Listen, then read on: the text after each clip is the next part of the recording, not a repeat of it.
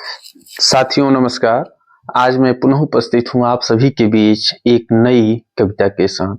यह कविता बड़े भाई श्री इंद्र कुमार यादव जी असिस्टेंट प्रोफेसर के फेसबुक वॉल से लिया गया है। वर्तमान दौर में अरावली पर्वत श्रृंखला को लेकर के जन आंदोलन भी उभर चुका है, जिसमें कोर्ट का एक फरमान आया, मैं इसे फरमान ही कहूंगा, जिसने यह माना है कि 100 मीटर से नीची या 100 मीटर से कम ऊंचाई वाले पर्वत श्रृंखला अरावली नहीं हो सकती। इसमें मेरा एक मत है, मेरा विचार है, क्या सुप्रीम कोर्ट और हाई कोर्ट जो बड़े न्यायालय संस्थान हैं, इनके अलावा क्या जिला न्यायालय को खत्म कर देना चाहिए?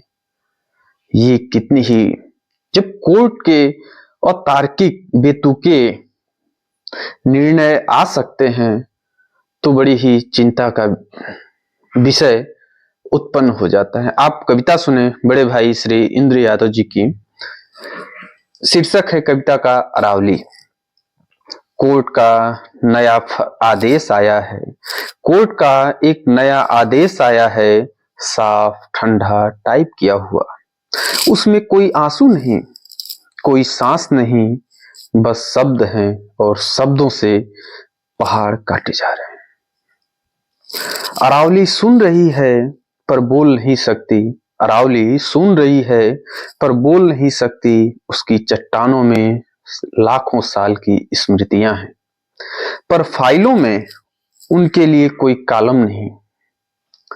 कोर्ट के आदेश में कहा गया है, तुम उतनी ऊंची नहीं हो। कोर्ट के आदेश में कहा गया है, तुम उतनी ऊंची नहीं हो, इसलिए अब तुम पहाड़ नहीं हो। जैसे जीवन की कीमत मीटर में नापी जाती हो, जैसे इतिहास स्केल से मापा जाता हो, अरावली याद करती है जब उसने थार की आग को रोका था। अरावली याद करती है जब उसने थार की आग को, थार रेगिस्तान को रोका था, जब उसने दिल्ली को सांस दी थी, जब उसने सूखे को हराया था चुपचाप बिना किसी विज्ञापन के।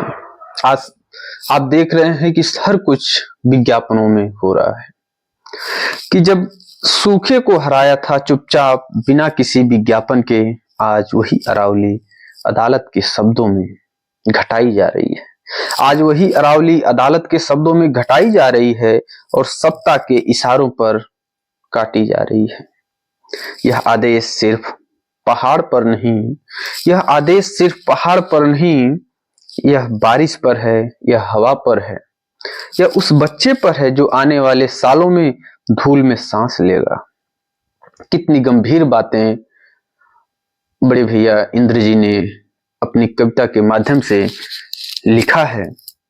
फाइलें कहती हैं विकास जरूरी है, फाइलें कहती हैं विकास जरूरी है, पर यह कैसा विकास है जिसमें पेड़ अपराधी हैं और मशीनें निर्दोष।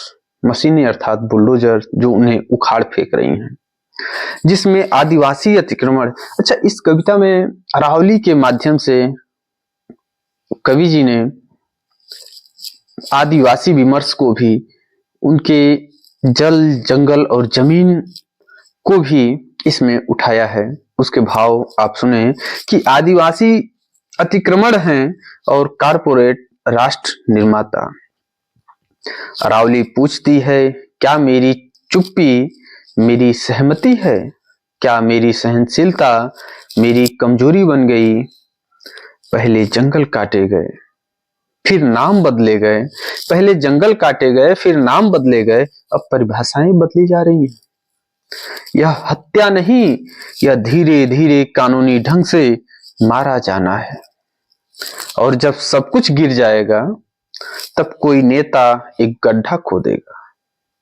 व्यंग है पंक्तियों के माध्यम से कि जब सब कुछ गिर जाएगा तब कोई नेता एक गड्ढा खोदेगा, एक पौधा लगाएगा और कहेगा एक पेड़ मां के नाम। अरावली तब भी खड़ी रहेगी अरावली तब भी खड़ी रहेगी अपने टूटे कंधों के साथ और पूछेगी, जब माँ ही नहीं बची, जब माँ ही नहीं बची तो यह श्रद्धा किसके लिए है। यह पहाड़ नहीं रो रहा, यह हम रो रहे हैं, बस हमें अभी अपनी आवाज सुनाई नहीं दे रही।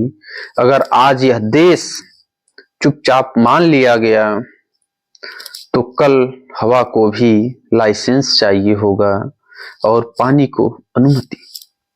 अरावली को बचाना किसी विचारधारा का सवाल नहीं, अरावली को बचाना किसी विचारधारा का सवाल नहीं, यह इंसान बने रहने की आखिरी लड़ाई है, यह इंसान बने रहने की आखिरी लड़ाई है। क्योंकि जब पहाड़ गिरते हैं तो सिर्फ पत्थर नहीं गिरते, हमारा भविष्य मलबे में बदल जाता है, हमारा भविष्य मलबे में बदल जाता है। बहुत बहुत धन्यवाद, बहुत बहुत धन्यवाद।